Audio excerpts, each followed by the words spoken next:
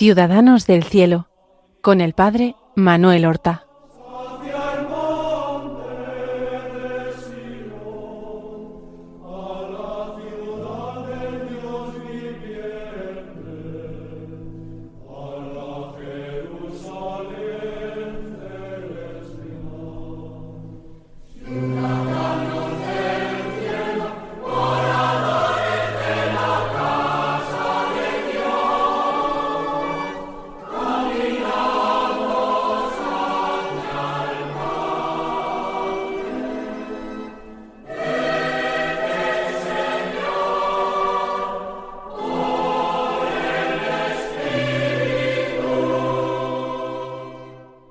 Muy buenos días, queridos amigos. Comenzamos una nueva emisión del programa Ciudadanos del Cielo. Vamos a acercarnos a la figura de otro modelo que nos propone la Santa Iglesia Católica, nuestra Madre. Modelo de aquellos que siguieron a Cristo con perfección y hoy son también nuestros intercesores ante el Señor. Y quiero hablar de un santo español, de un santo misionero, de un hombre celoso y valiente que predicó el Evangelio en tierras lejanas y derramó su sangre en testimonio de Jesucristo. Y fíjense ustedes, es también muy poco conocido, y a mí me alegra aprovechar este programa de Ciudadanos del Cielo para dar a conocer algunas de estas figuras menos conocidas. Estoy hablando de San Francisco Fernández de Capillas. ¿Les suena a ustedes? Pues es muy probable que no. Sobre todo si ustedes no son naturales de la provincia de Palencia, porque allí, en un pueblecito de la provincia y diócesis de Palencia, llamado Vaquerín de Campos, en el año 1607, apenas estaba comenzando el siglo XVII, nació nuestro Francisco un 11 de agosto. Parece que era toda una premonición. El 11 de agosto celebra la Iglesia la fiesta de Santa Clara de Asís, la plantita de San Francisco de Asís. Pues el día de Santa Clara nace Francisco Fernández de Capillas. Su padre se llamaba Baltasar Fernández y su madre Ana María de Capillas, y ellos tuvieron 5 hijos. De esos 5 hijos, uno de ellos, llamado Alonso, fue sacerdote secular, y llegó a ser párroco de su pueblo. Otro hermano de Francisco, llamado Juan, fue monje en el monasterio de la Espina en Valladolid. Y Francisco, que fue el menor, se hizo dominico.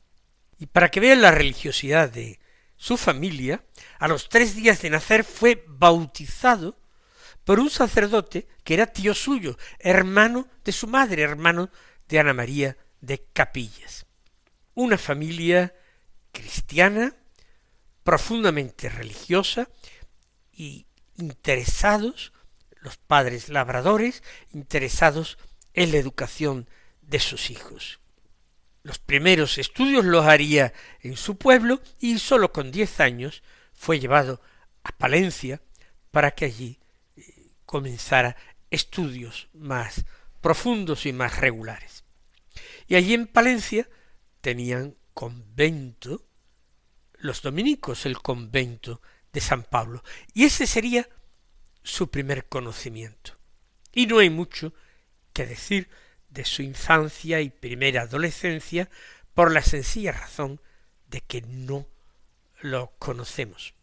La orden de los dominicos nunca ha sido una orden muy numerosa.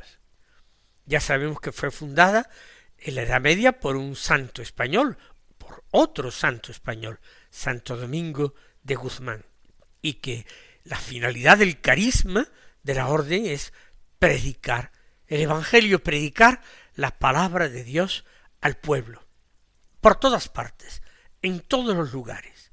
Y por eso fue una orden, y es una orden muy misionera, porque no pone límites a ese empeño en predicar la palabra de Dios.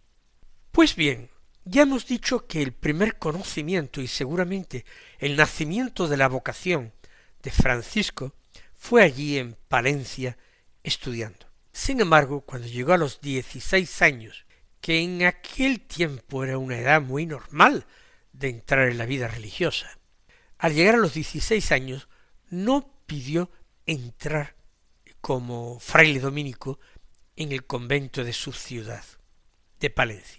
¿Por qué motivo sería? Algunos piensan que para tomar un poco más de distancia respecto de su familia, por tanto por un motivo ascético. Otros, sin embargo, dice que pidió su entrada en el convento, también llamado de San Pablo, pero de Valladolid, porque este convento era conocido, famoso, por ser muy, muy observante. Y él, joven de 16 años, quería vivir con mucha plenitud y exigencia su vocación.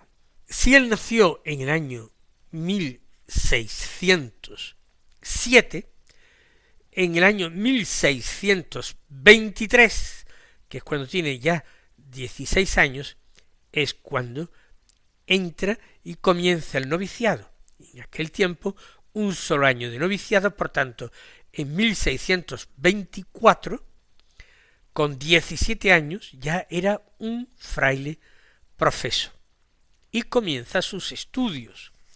Entonces se llamaban estudios de artes, humanidades, de filosofía, de teología, todo con vistas a su ordenación sacerdotal.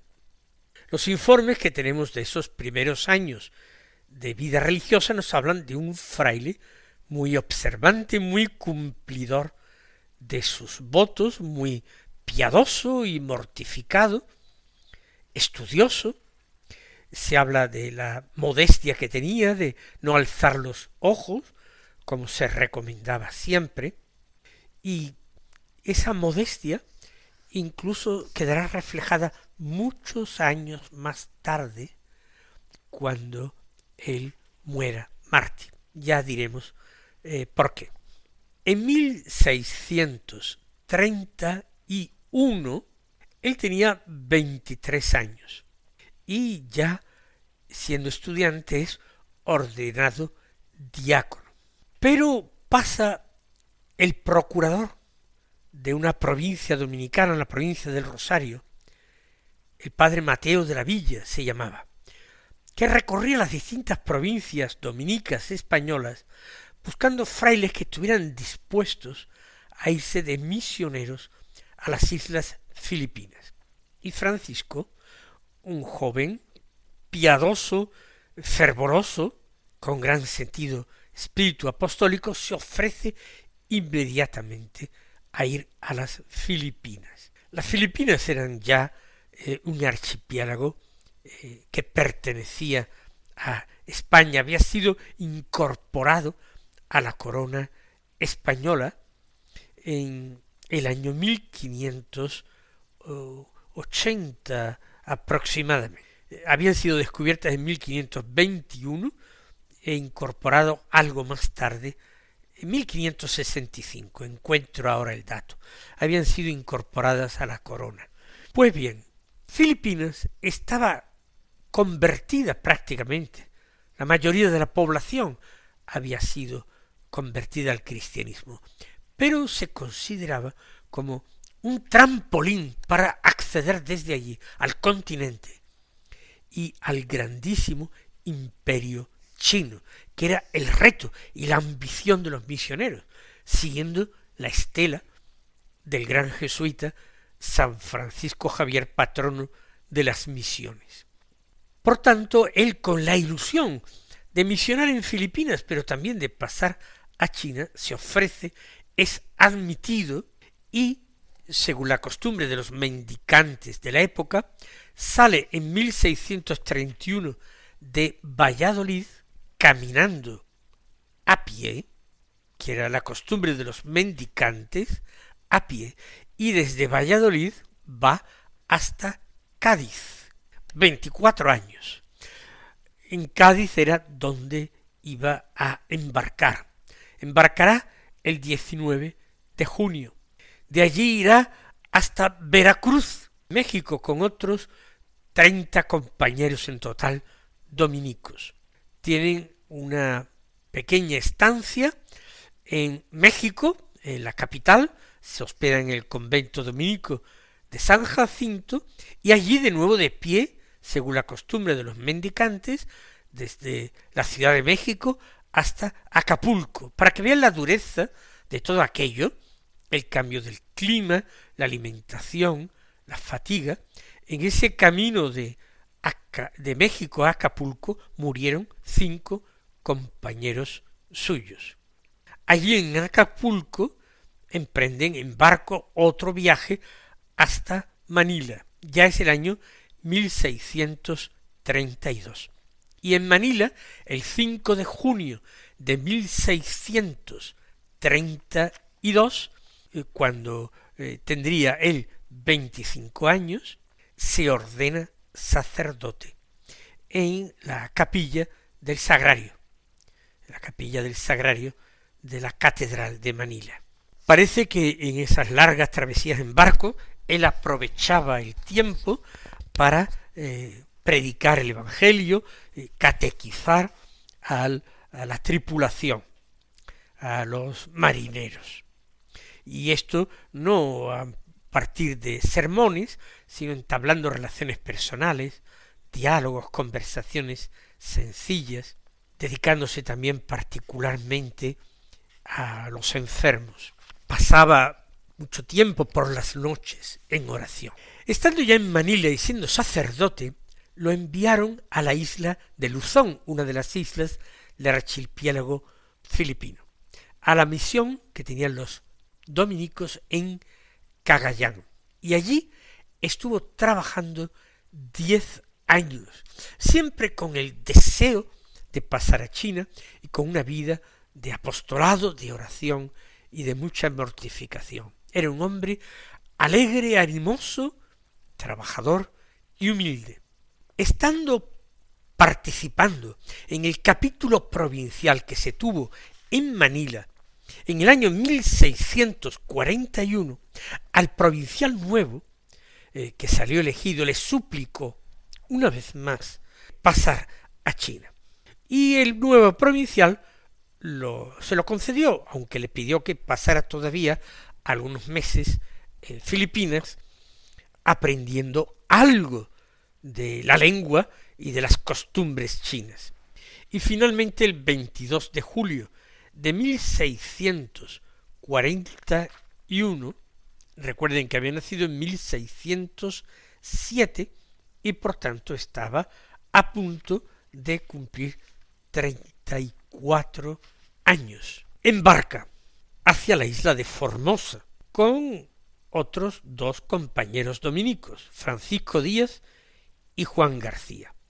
En Formosa esperaron a algunos cristianos chinos ya que le ayudaran a pasar al continente y les sirvieran intérpretes, porque sus conocimientos de chino en pocos meses no podrían ser muy profundos, de intérpretes e introductores. Y así, en marzo de 1642, pisan ya el continente chino en la provincia de Fujian y van a moverse por el distrito de Fogan, por las ciudades de Moyang, de Tingteu, y principalmente su trabajo apostólico junto con otros dominicos pues van a centrarse en esa región. Él tiene muchas correrías apostólicas, sobre todo por el campo, por pueblos pequeños, caminando siempre a pie, soportando unas veces un calor exagerado y abrasador, otras veces pasando frío, lluvias, nieves, atendiendo a los pocos cristianos, bautizando también. Procuró hacerse todo a todos. Fíjense los detalles sorprendentes para la época. Primero, su nombre, Francisco, lo adaptó a la lengua china y empezó a llamarse Xuan. Luego se dejó crecer el pelo largo para hacerse una coleta, como la tenían los chinos, y trató de adaptarse a la comida china y a las costumbres y a la cultura china, en todo lo que no repugnaba evidentemente a su fe cristiana ni a su condición de religioso católico. Visitaba distintas cristiandades que a veces eran muy pequeños grupitos de personas en pueblos dispersos para administrarles algunos sacramentos que no perdieran su fe. También implantó en varios lugares la orden tercera, es decir, los terciarios dominicos, la cofradía del Santo Rosario, enseñando siempre la devoción a la Virgen y el rezo del Rosario. Y muchas pequeñas obras, pequeños orfanatos, pequeñas capillas donde celebrar. Y en algunas etapas, pues, había bastante tolerancia por parte de las autoridades chinas para el cristianismo, pero no siempre fue así. Ya una invasión de tártaros en el año 1647, en aquella zona, él tenía 40 años, trajo persecución porque aquellos tártaros eran muy hostiles en el cristianismo. Pero un mandarín chino de Fogán, uno de los lugares por los que él pasaba, también nos hemos instigado por los tártaros, emitió un decreto de persecución. Y nuestro Francisco, junto con uno de los compañeros que le había acompañado, el padre Juan García, pues exhortaron a todos los cristianos a permanecer fieles a su fe y entregarse. Y no por eso decayeron en su ardor apostólico.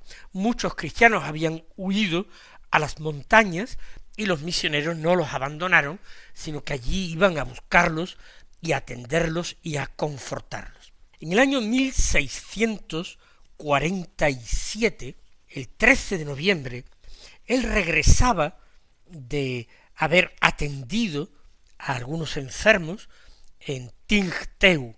Iba muy metido en sí mismo, en oración como solía ir. Iba con un muchacho chino que no era cristiano y se encontró con un grupo de soldados tártaros que al verlo pues tomaron conciencia de que era extranjero y cristiano, lo ataron por el cuello con una soga, le ataron también las muñecas, lo llevaron a un templo pagano de su religión, lo desnudaron para ver si llevaba dinero y quitárselo. Como no encontraron nada, lo llevaron al tribunal de aquel mandarín en Fogán, y allí, ante el juez, confesó su fe en Jesucristo. Inmediatamente lo llevaron a la cárcel, y ya de allí no salió hasta su santa muerte, hasta su martirio. En la cárcel parece que continuó evangelizando a los cristianos que estaban allí detenidos, animándolos a la fe, administrándoles los sacramentos. A él lo llevaron de un tribunal a otro, tanto tribunales militares como civiles. Le achacaron y le acusaron de distintos crímenes, denuncias. Pensaban que era un malhechor que conspiraba por intereses occidentales contra el gobierno chino. Le aplicaron la tortura de los tobillos, que era comprimir los tobillos con 2 tablas, una por cada lado, que la apretaban como una prensa con cuerdas hasta romper los huesos de los tobillos. Era algo dolorosísimo. Y aquel santo Francisco, ante aquel martirio, repetía, según testigos cristianos, gracias Señor, pero ayúdame porque si no desfalleceré. El mandarín de Fogán, viendo la valentía, la resistencia, la convicción de Francisco, suspendió las torturas y cambió de táctica y trató de conseguir su apostasía, que intuyó que acarrearía la apostasía de otros muchos más cristianos. Le hizo promesas, perdones, pero Francisco siguió en la obstinada y santa confesión de su fe. El mandarín mandó azotarlo. Lo desnudaron, lo pusieron en tierra boca abajo y lo azotaron con cañas de bambú, con tal saña que cuando terminaron no podía moverse, estaba totalmente ensangrentado. Lo metieron en la cárcel y siguió todavía en la medida que podía por su extrema debilidad, administrando sacramentos y preparando al martirio a sus compañeros. Precisamente estaba él en la cárcel cuando de un disparo de bala murió aquel mandarín que le había mandado torturar y luego azotar. Pero el nuevo mandarín que lo sucedió al frente de aquella región fue mucho más directo. Inmediatamente llamó a Francisco, le comunicó la sentencia de muerte por decapitación. Él, mientras tanto, sostenía el rosario en la mano y rezaba el rosario. Allí mismo, cerca del tribunal, fue completamente desnudado.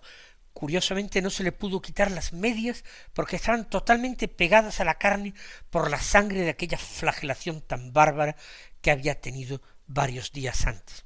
Así, totalmente desnudo, lo sacaron en público, lo llevaron fuera de la ciudad. En cierto punto, él se arrodilló y cruzó los brazos esperando el golpe de la espada, pero el verdugo le mandó levantarse e ir más adelante, y apenas de unos pasos más, sin previo aviso, por detrás le dio un golpe que le cortó la cabeza. Era el 15 de enero de 1648. Apenas tenía 41 años. Quedó su cuerpo tendido allí en tierra, se le arrojó en un foso junto a la muralla de la ciudad, y un chino, que no era cristiano, pero al que le pagaron, logró recoger la cabeza y la enterraron aparte. Posteriormente, meses más tarde, su compañero Juan García, que no había muerto, logró recoger su cuerpo y se envió al convento de Santo Domingo de Manila, donde están sus restos. Y la cabeza fue trasladada también a Manila, pero más tarde se llevó al convento de San Pablo de Valladolid, donde él había profesado como religioso, y allí se conserva. Fue canonizado por San Juan Pablo II el día 1 de octubre del año santo 2000. Y queridos hermanos, que aprendamos el fervor, la fortaleza y el amor de los mártires. El Señor os colme de sus bendiciones y hasta mañana si Dios quiere.